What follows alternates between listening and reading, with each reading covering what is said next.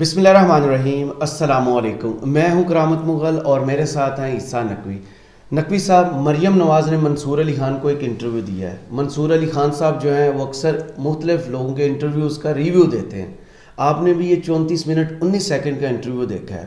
آپ کو کیا یہ ایک فکسڈ میچ لگا ہے یا لگا ہے کہ ایک سخت انٹرویو کرنے میں کامیاب ہوئے ہیں؟ دیکھیں کرامت مغل صاحب، اس بات کو جانچنے کا ایک بہت آسان طریقہ ہے۔ اگر آپ نے یہ جج کرنا ہے کہ یہ فرینڈلی یا فکسڈ میچ ہے یا پھر یہ واقعی ایک سخت اور ایک ایسا انٹرویو ہے جس کو آپ کہتے ہیں کہ ٹکر کا انٹرویو، صحیح، تو اس کا ایک آسان سا فارمولا ہے کہ آپ کوشچن سنیں۔ اگر تو آپ کو لگتا ہے کہ یہ کوشچنز آؤٹ آف سلیبس ہیں، صحیح، یعنی جو انٹرویو کر رہا ہے اس نے ایسے سوال پوچھ لیا کہ اگلے بندہ ایکسپیکٹ نہیں کر رہا تھا کہ یہ سوال ہوگا، اس سے جواب نہیں بن پایا، اس نے کمزور جواب دیا، تو آپ کو یہ پتہ چل جاتا ہے کہ میچ جو ہے وہ فکسڈ نہیں تھا، فرینڈلی نہیں تھا۔ اس کا مطلب یہ ہے کہ میچ تو ہوا ہے ٹکر کا، لیکن یہ پھر اگلا پیمانہ یہ ہے کہ کمزور انٹرویو تھا یا مضبوط انٹرویو تھا۔ یہاں پہ ظاہر ہے کہ گرپ ہے، اس کے اوپر بہت سارے کوسچنز ہو سکتے ہیں۔ بڑا طویل انٹرویو تھا، میں آغاز میں بتا دوں ہم اس کے بڑے وہ سوال کے جس کے اوپر انٹرویو روکنا پڑ گیا، اچھا، جہاں پر کٹ لگا 5 سیکنڈ کی خاموشی اور کٹ، یہ اس کے حوالے سے بھی بات کریں گے، اوور آل جائزہ لیں گے۔ اچھا، بڑا طویل انٹرویو ہے، اس وجہ سے ایک چیز میں آغاز میں کہہ دوں کہ کیونکہ ہم اس کا تھوڑا سا اسی حساب سے جائزہ لیں گے، تو ہم اس کو 2 پارٹس میں، جہاں پر ویڈیو جو ہے وہ بہت زیادہ طویل ہو جائے گی، کچھ چیزیں میں سامنے رکھوں گا جہاں پر انہوں نے کی، کون سے سوال منصور علی خان صاحب نے نہیں کیے، مسنگ کوسچنز بھی میں آپ کو بتاؤں گا جو میرے خیال میں مسنگ کوسچنز تھے۔ اچھا، ایک سلیبس جو ہے نا وہ منصور علی خان صاحب اس انٹرویو کا خود آؤٹ کر چکے تھے۔ صحیح، وہ جب انہوں نے ریویو کیا سلیم خان صافی کے انٹرویو مریم نواز سے اور عادل شاہ زیب کا انٹرویو مریم نواز سے، اس وقت انہوں نے یہ بتایا کہ اگر میں ہوتا تو میں کیا پوچھتا، میں ہوتا تو میں یہ سوال کرتا، میں یہ کرتا، میں ان کو پوزیشن لینے پہ مجبور کرتا، میں یہ کرتا، تو تھوڑا بہت سلیبس جو ہے وہ آؤٹ کر چکے تھے۔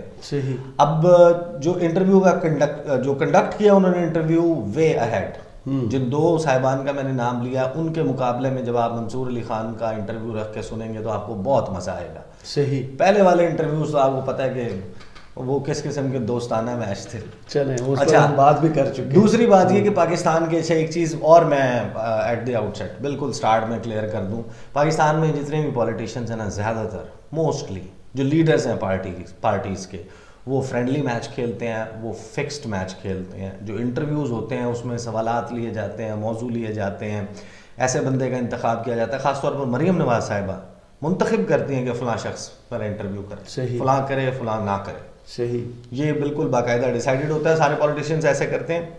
ایک واحد میرا خیال ہے شاید عمران خان ہے، پاکستانی میڈیا کی حد تک تو نہیں، کیونکہ پاکستان میں وہ ان لوگوں کو صرف انٹرویو یعنی کہ وہ دیتے اکراس دا بورڈ ہیں، جو دونوں سائڈ پہ، جو نہیں جن کو وہ اپنے تئیں یہ سمجھتے ہیں، اپنے طور پر یہ سمجھتے ہیں کہ یہ ایجنڈا بیسڈ میرے خلاف اور میری جماعت کے خلاف ہے، تو وہ پھر اس کو انٹرویو میرا خیال ہے کہ ڈیلے میں ڈل جاتا ہے، نہیں ہوتا، کوئی بہانہ بن جاتا ہے۔ ادروائز عمران خان صاحب دا فیکٹ کہ وہ پوری دنیا جہان کے میڈیا کو انٹرویو دیتے ہیں، اور سی این این سے لے کے بی بی سی سے لے کے ٹی آر ٹی سے لے کے ڈوئچے ویلے سے لے کے چائنا کے میڈیا، عرب میڈیا، انڈین میڈیا، کون سا ایسا میڈیا ہے جس کو ٹرکش، عربک، ہر جگہ دی جس کو انہوں نے انٹرویو نہیں دیا۔ اب اگر کمپیئر کر لیں نواز شریف صاحب سے، نواز شریف صاحب کا آپ کو یاد ہے کلپ وائرل ہوا تھا طلعت حسین کے ساتھ، جی، جس میں غالباً احسن اقبال صاحب اور انہوں نے کہا کہ آپ I am sorry Ahsan Iqbal صاحب، اس طرح کی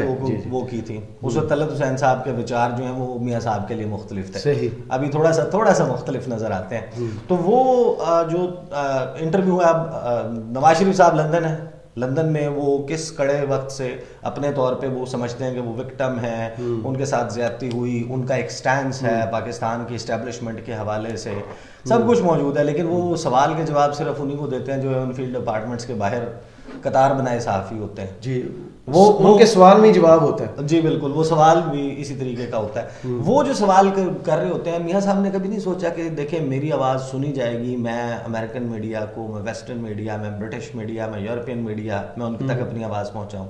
انگریزی تو بول ہی لیتے ہیں نا میاں صاحب، جی بالکل بول لیتے ہیں، لیکن دیکھیں نا وہ اسحاق ڈار صاحب ایک دفعہ انہوں نے غلطی کر لی اسٹیفن سیکر کے پروگرام میں جانے کی۔ اسٹیفن سیکر نے جو پروگرام کیا ہارڈ ٹاک پہ، وہ آپ آج بھی اٹھائیں تو بڑا زبردست، بہرحال طویل ہو جائے گی، بہت زیادہ آ جاتے ہیں۔ جی، مریم نواز صاحبہ سے جو سوالات ہوئے اچھا کیونکہ مسنگ کوشچنز میں بتا دوں گا، لیکن یہ 2 پارٹس میں انٹرویو، ایک پارٹ نشر ہو گیا ہے، میں اپنے طور پہ اس میں بہت سارے ویسے تو مسنگ ہیں، لیکن ایک بہت بنیادی جو چیزیں نظر آتی ہیں، یعنی کہ منصور علی خان صاحب کو پوچھنا چاہیے تھا شہباز شریف کی پرفارمنس، اسحاق ڈار کی پرفارمنس، لیکڈ آڈیوز مریم نواز صاحبہ کی، اعظم سواتی، شہباز گل، ارشد شریف، 25 مئی، اپوائنٹمنٹ کیسے ہوئی آرمی چیف، یہ کنٹروورسیز بنی تھیں جو پاکستان میں اس وقت معاشی صورتحال ہے، پہلے کیا تھی اب کیا ہے، کیوں مریم نواز صاحبہ اس ایجنڈے پہ جا رہی ہیں، لوگوں کو کہتی ہیں کہ 2013 سے 18 تک نون لیگ کی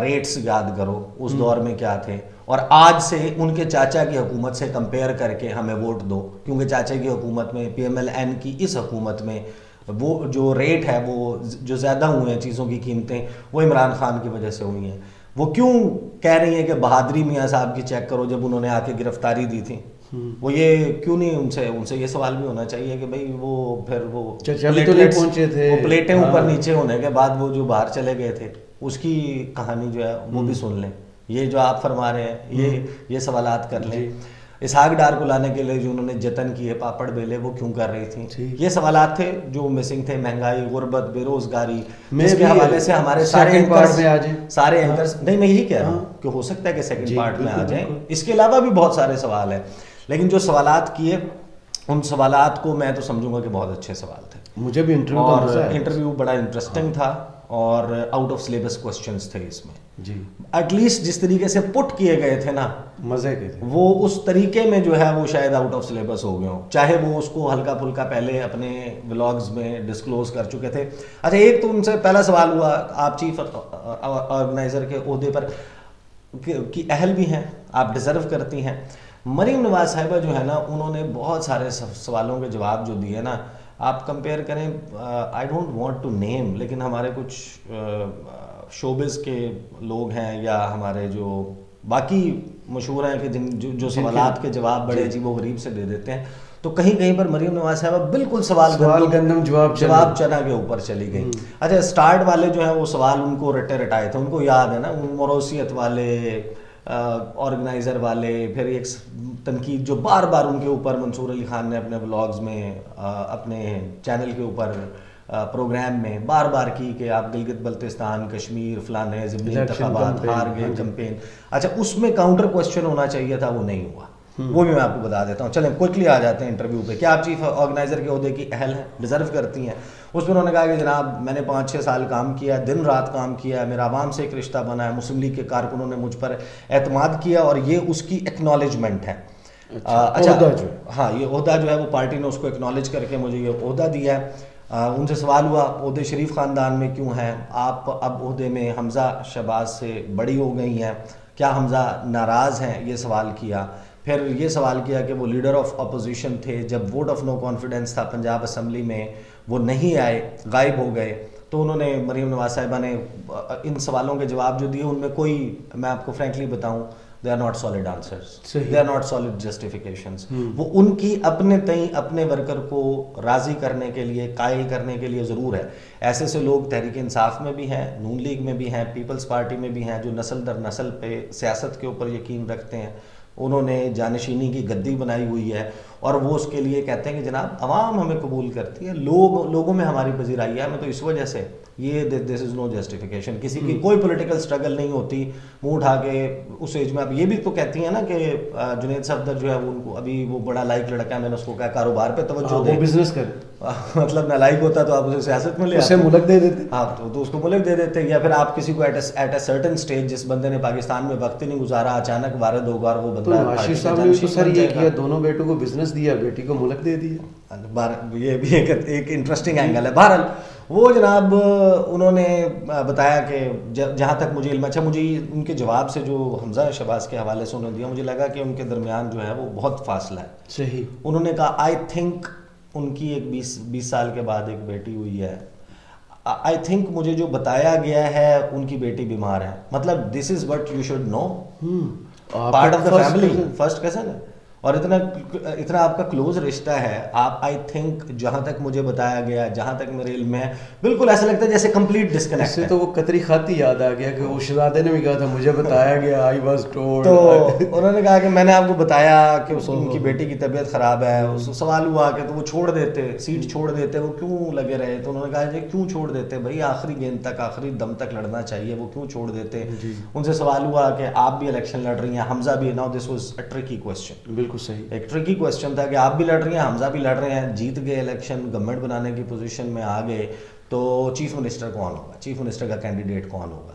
اب ظاہر ہے کہ اس جواب کو یہاں پر دیں گے, اور حمزہ کیونکہ وہ بھی لڑ رہے ہیں اور ان کا کوئی چانس نہیں ہے, وہ گیم سے آؤٹ ہوتے ہوئے نظر آتے ہیں, تو وہاں پر ان کی پارٹی کے اندر ہی کوئی رولا نہ پڑ جائے نا.